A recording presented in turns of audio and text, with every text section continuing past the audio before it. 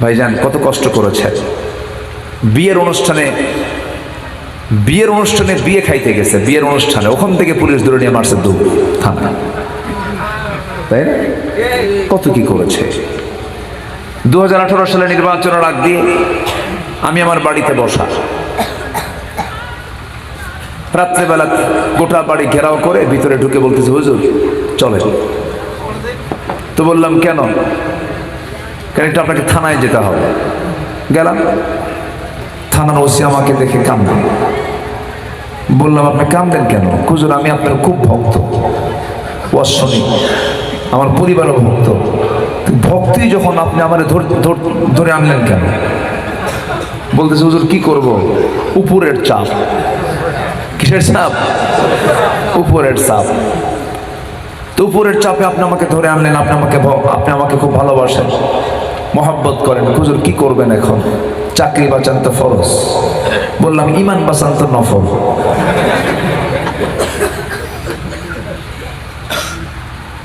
রাষ্ট্রদ্রোহিতার একটা মামলা দিল, দিয়ে বলল হুজুর একটু জেল টেল খেটে আসে, নির্বাচনটা শেষ হোক। নিয়ে চলে গেল। জেলখানায় ঢুকলাম, ঢুকিয়ে দেখি সামনে এক মানে প্রায় 80 ঊর্ধ্ব বয়স, 85 বছর বয়স এক বুড়ো মুরব্বী সামনে দাঁড়ানো। আমাকে দেখে লম্বা একখান সালাম দিয়া, দাঁত নাই। দাঁত ছাড়া মানুষের মুখের আওয়াজ কেমন হয়? স্পষ্ট না অস্পষ্ট? দাঁতহীন মুখ থেকে একটা লম্বা সালাম দিলেন। সালামের জবাব নিয়ে নেওয়া মাত্রই মুরব্বী বলতেছেন যে আপনি জেলখানায় আসছেন? খুব খুশি হইলাম।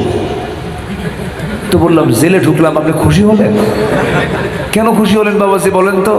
কে বাবা ওয়াজ শুনতে যাই আপনার, অনেক দূর থেকে দেখি, মুসাফা হয় না, মুআনাকা হয় না, কথাও হয় না, খুব আফসোস রয়ে যায়।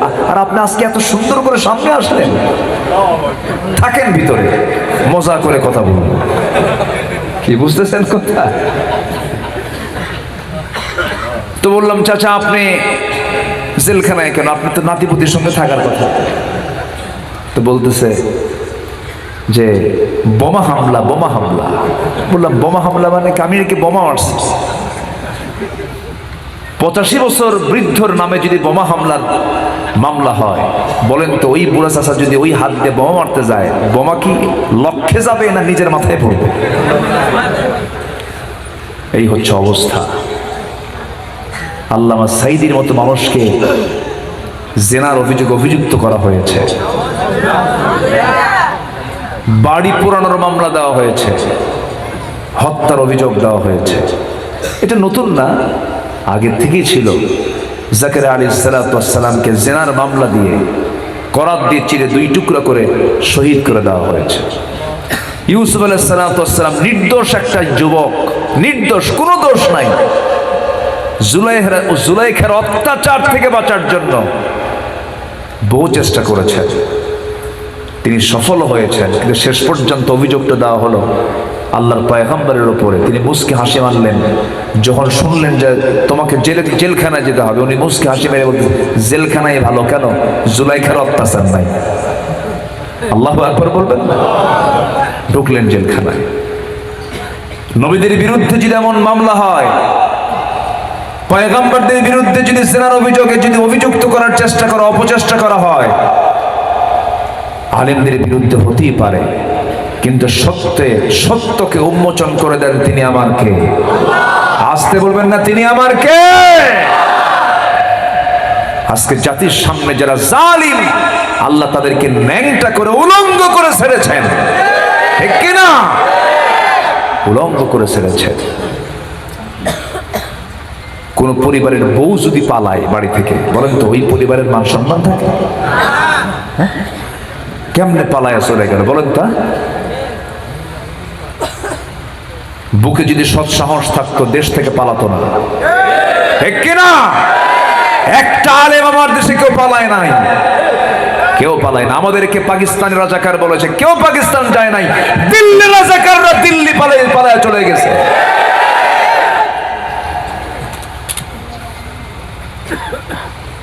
বাংলাদেশের একটা শীর্ষস্থানীয় এক মুনাফিক আছে, সেই মুনাফিকের জন্ম আপনার এলাকায়। বুঝেন না? ঠিক কিনা? বদমাইশ। ঘুমন্ত জাতিকে জাগানো যায়, যে রিয়াল ঘুমায় তাকে ডাক দিলে সে ওঠে, কিন্তু ঘুমায় নাই, কিন্তু চোখ বন্ধ করে আছে, ওরে জাগানো যায়? ঘুমের অভিনয় করে যে থাকে তাকে কি জাগানো যায়? কিন্তু রিয়াল যে ঘুমন্ত তাকে ডাক দিলেই উঠে যায়। সম্মানিত বন্ধুগণ, কোরআন পড়েছে, হাদিস পড়েছে, দিন শিখেছে, বাবা বড় আলেম ছিলেন, শ্বশুর বড় দায়িত্বশীল ছিলেন, এত বড় জঘন্য, এত বড় বেয়াদব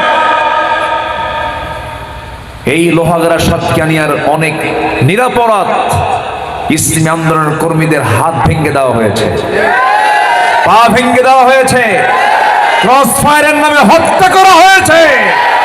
প্রতিটি হত্যার বিচার হলো সময়ের দাবি। রাজি আছেন কারা কারা? হাত উঁচু করে দেখা।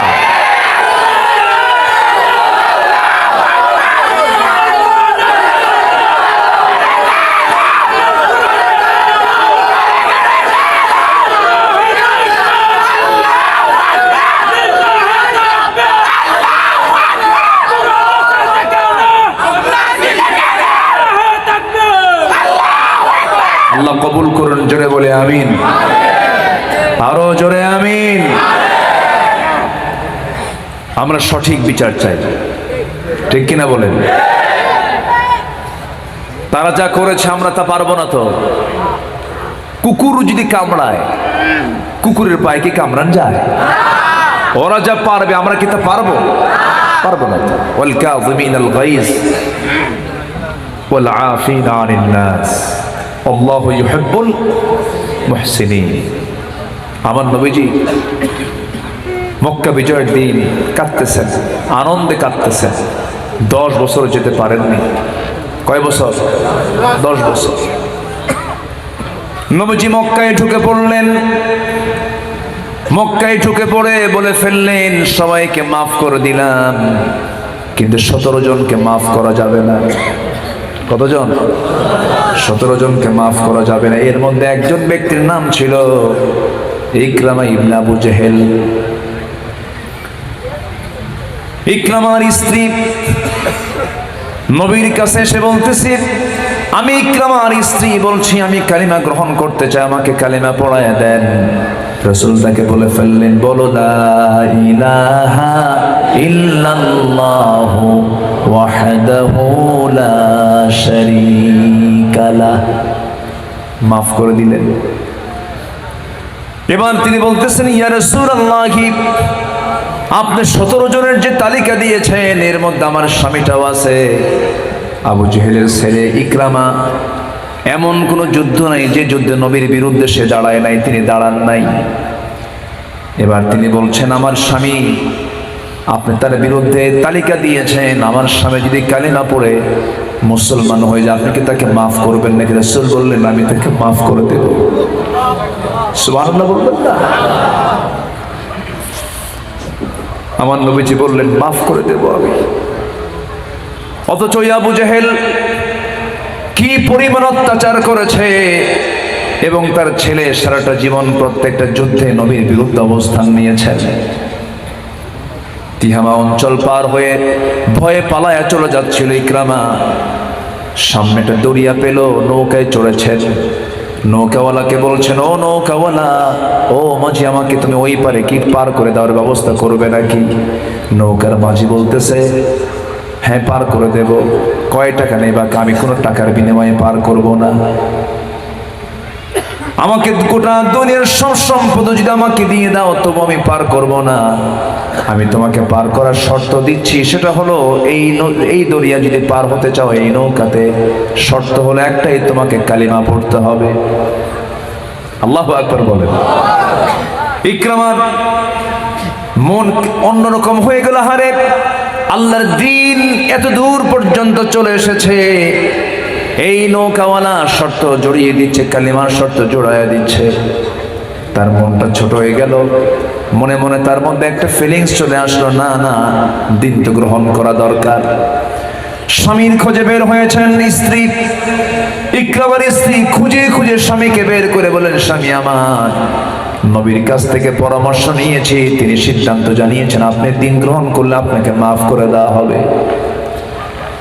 সোজা নবীর কাছে যখন রওনা দিয়েছেন ইকরামা, রাসূল সব সাহাবা ইকরামকে বলেন, সাহাবীরা, আমার সামনে কিছুক্ষণ পর আবু জেহেলের ছেলে ইকরামা চলে আসবে।